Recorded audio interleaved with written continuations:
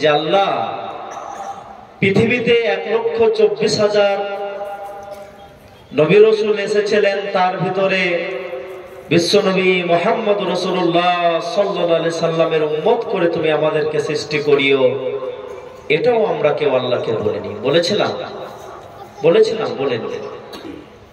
তারপরেও আল্লাহ সুবহানাহু ওয়া তাআলা আমাদের উপরে দয়া করলেন, বিশ্বনবী মুহাম্মদ রাসূলুল্লাহ সাল্লাল্লাহু আলাইহি সাল্লামের উম্মত করে আমাদেরকে পাঠালেন এবং আমাদেরকে মানুষ করে পাঠালেন। শুধু মানুষই করে পাঠালেন না, আমাদেরকে মুসলমান করে পাঠালেন। কতগুলো আমরা সুযোগ সুবিধা পেয়ে আছি, যদি বলি তাহলে এর উপরেই ঘন্টার পর ঘন্টা লেগে যাবে। আমি যখন প্রথম জালসার কাছে এসেছিলাম, যেহেতু আমি সারাদিন আজকে বক্তৃতা করেছি, আমি মুখ দিয়ে কথাও বলতে পারছিলাম না, দিনের বেলাতেও বক্তৃতা করেছি। তো আমি তখন ভাবছিলাম যে আমি কি বলবো, কিভাবে বলবো। আল্লাহকে বললাম, আল্লাহ তুমি আমাকে দিয়ে 2-4 কথা বলিয়ে নিও। এটা আল্লাহর কাছে আমি দোয়া করে এসেছি। এখন যখন বলতে এলাম, দেখছি আমি দিব্যি সুন্দর এখানে কথা বলতে পারছি। তাই আল্লাহর আরেকবার আমি আমার পক্ষ থেকে শুকরিয়া করছি, আলহামদুলিল্লাহ। আপনারাও বলেন আলহামদুলিল্লাহ। আজকে যে সাবজেক্টটা নিয়ে আপনাদের সামনে আমি কথা বলবো, সেটা আমি মনে করি যে বর্তমান ভারতবর্ষের মুসলিমদেরকে অত্যন্ত শোনা, বোঝা এবং মনে রাখা জরুরি। সেই সাবজেক্টটা হচ্ছে এনআরসি। নাম শুনেছেন আপনারা? একটু কথা বলুন না, শুনেছেন? এনআরসি। আজকে যারা দিল্লির ক্ষমতাতে বসে আছেন, তারা বলছেন যে আমরা মার্চ মাসের প্রথম সপ্তাহ থেকে এনআরসি চালু করে দেব। বলছে না? বলছে। যদি আজকে আমরা 6 তারিখ ধরি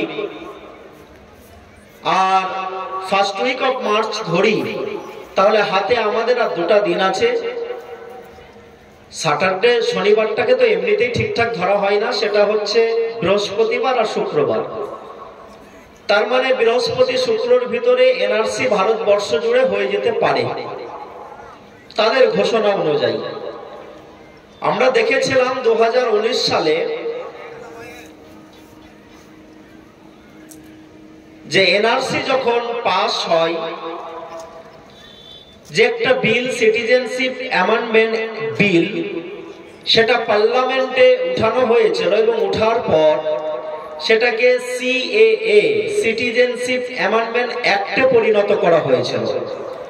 এবং আমার দেশের স্বরাষ্ট্রমন্ত্রী বলেছিলেন যে আমরা 2020 সালের জানুয়ারি মাস থেকে গোটা ভারতবর্ষ জুড়ে এনআরসি লাগু করে দেব, পৃথিবীর কোনো শক্তি এটাকে রুখতে পারবে না। বলেছিলেন। আপনারা পথে নেমেছিলেন? কেউ নেমেছিলেন তো? আপনারা পথে নেমেছিলেন কি জানি না, কিন্তু বাংলার মানুষ অনেক পথে নেমেছিল, প্রতিবাদ হয়েছিল। আপনার অনেক সংগঠন রাস্তায় নেমে প্রতিবাদ করেছিল এবং সেই সঙ্গে গোটা ভারতবর্ষ জুড়ে 88 জন মানুষ, 88 জন মুসলিম গুলি খেয়ে মারা গেছিল। মনে আছে না ভুলে গেছে? মনে নেই? আমরা সব ভুলতে বসেছি। গুলি খেয়ে মারা গেছে। মা বোনদের বলছি, আপনারা সামনের দিকে একটু এগিয়ে বসেন, পিছনে জায়গা অসুবিধা হচ্ছে, সামনে অনেকটা জায়গা খালি আছে। মা বোনেরা আপনারা একটু এগিয়ে বসেন সামনের দিকে, পিছনের লোকেদের, মায়েদের একটু অসুবিধা হচ্ছে। মা বোন,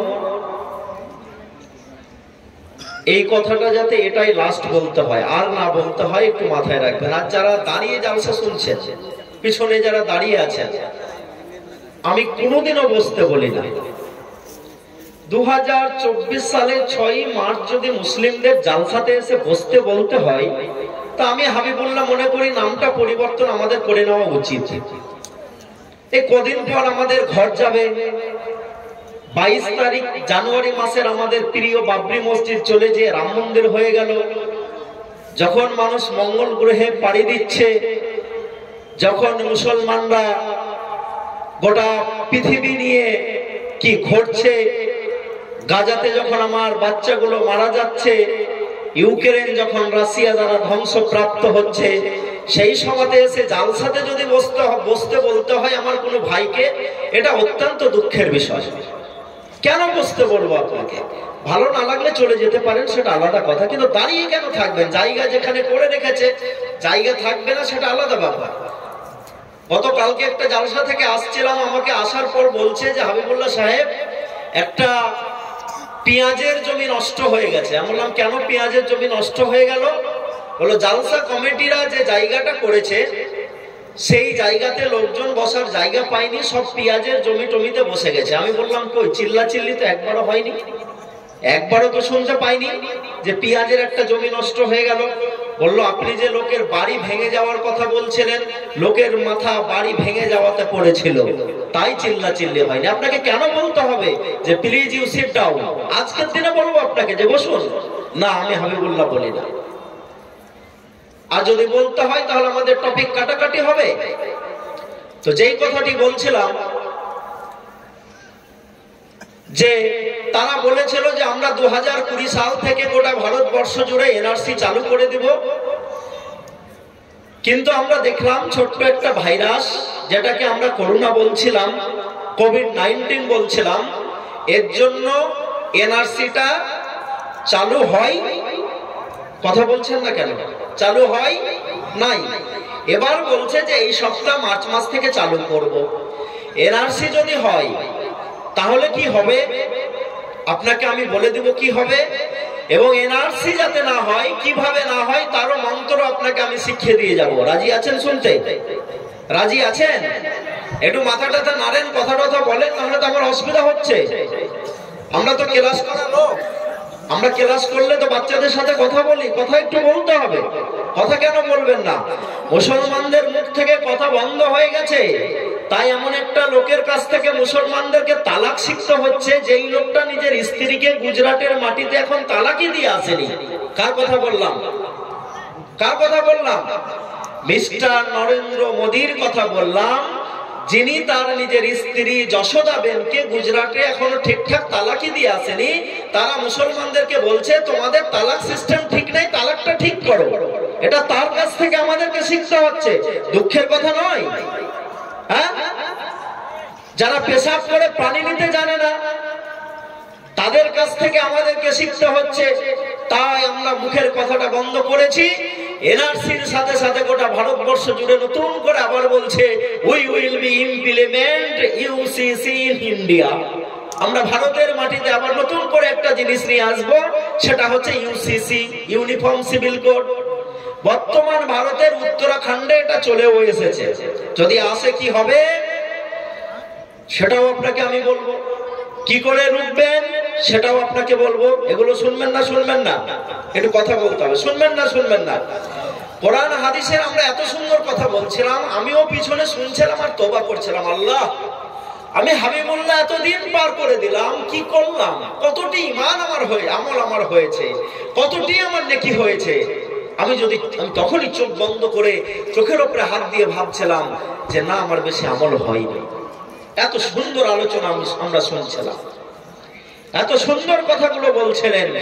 সেই মাওলানাদেরকে আবার নতুন করে বলছে ভারতবর্ষের যারা ক্ষমতায় বসে আছেন যে মাওলানারা তোমরা কাগজ দেখাও। বলছে না? বলছে না? আমার হাফেজ সাহেবকে ট্রেনের উপরে পিটিয়ে পিটিয়ে মারা হচ্ছে না?